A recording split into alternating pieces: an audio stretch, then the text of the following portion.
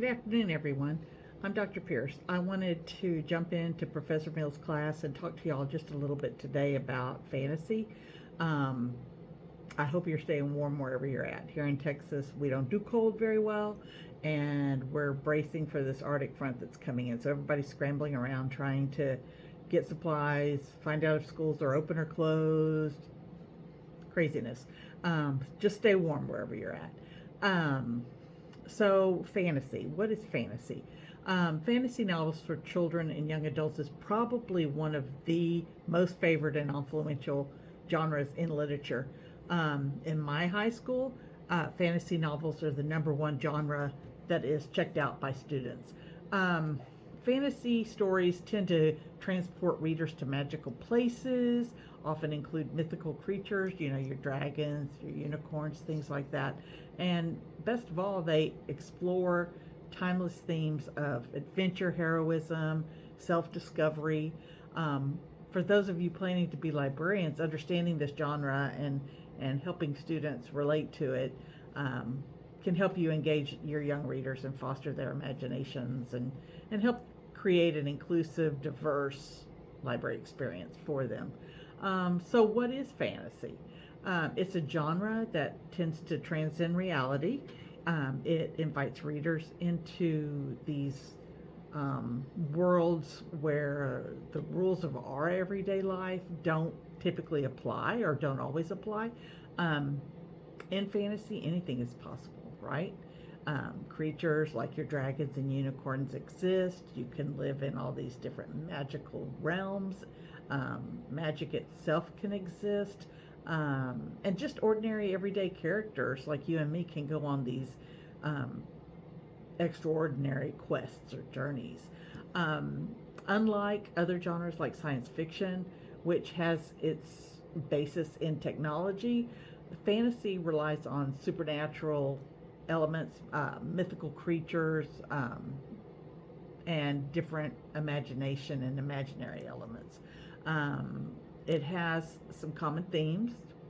There's your good versus evil, your heroic journeys. Um, they have coming of age stories and the power of friendship and self discovery. Those are some major themes that you'll see pop up throughout most fantasy novels. What role does fantasy play in children and young adult literature? Um, well, number one, it's an escape, right? I mean, everybody loves to escape to some different place and forget about their everyday life sometimes. But they also play a crucial role in cognitive and emotional development. For young readers, these fantasy stories can foster creativity, foster imagination. They can start thinking outside the box on their own about different characters and creatures and places. Um, they can help them process some pretty complex emotions, for your little kids, like fear and loss, self-doubt, those type of things. They can provide moral and ethical lessons in a relatable way that students can understand, and they allow students to explore identity, personal growth through the lens of adventure. They often feature a young protagonist, right, who faces some kind of challenge, whether it's slaying a dragon or defeating a dark force. Um, this allows your students to see themselves in the characters and how they also are growing and changing along with them.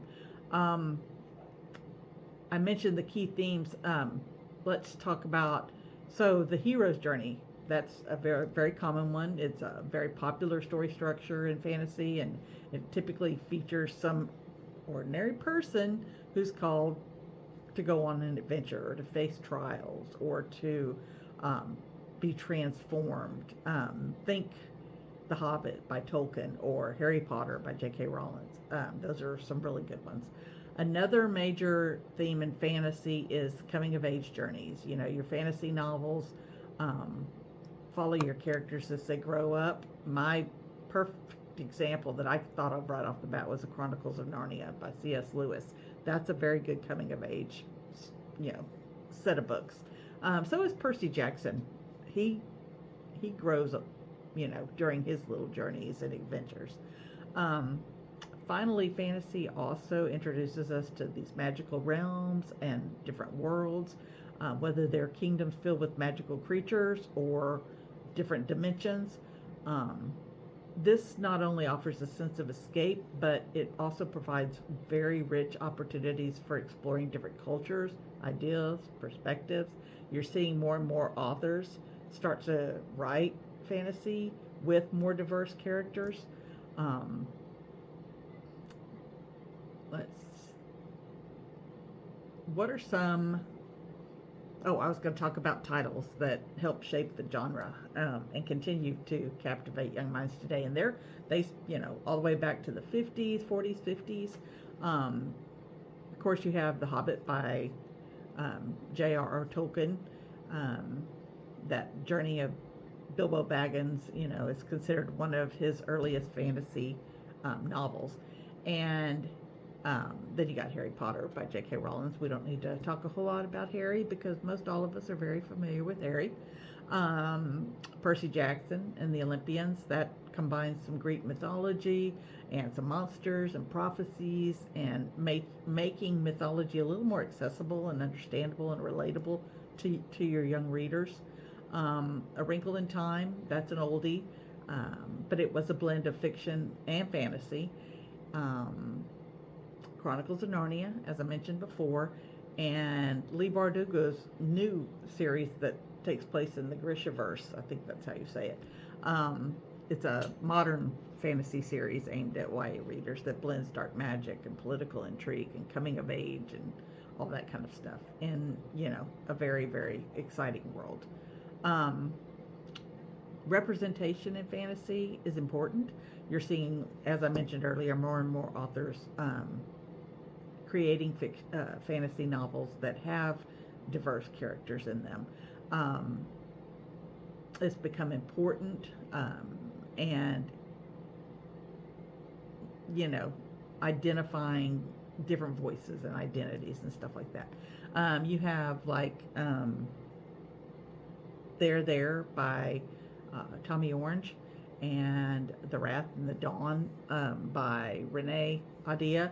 Those have brought new perspectives. They're There is speaking from a Native American culture, and it helps explore these different races and cultures and heritage while adding in fantastical elements.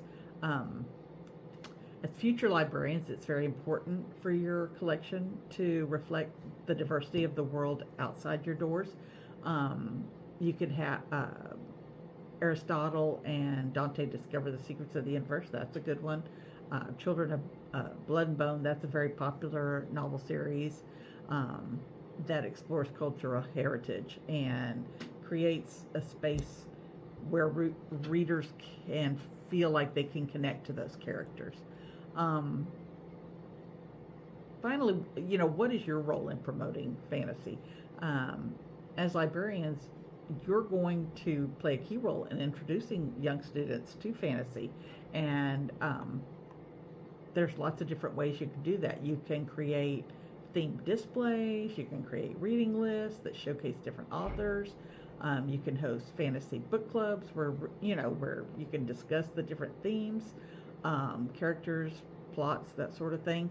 You can promote classic and contemporary titles. You can encourage critical thinking. I see someone coming to talk to me, so I'm sorry. I kind of am wrapping it up. In conclusion, fantasy novels are more than just magical stories. They're windows into worlds where anything is possible and where young readers can find a reflection of themselves and their own growth and their own challenges, whether it's through the adventures of a young wizard or some character battling the dark empire.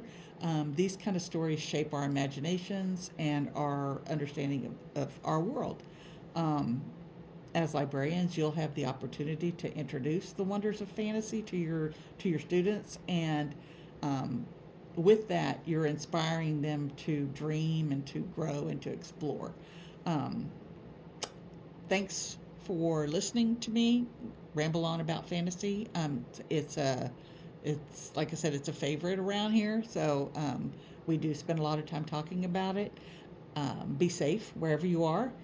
Stay warm, and have a great day.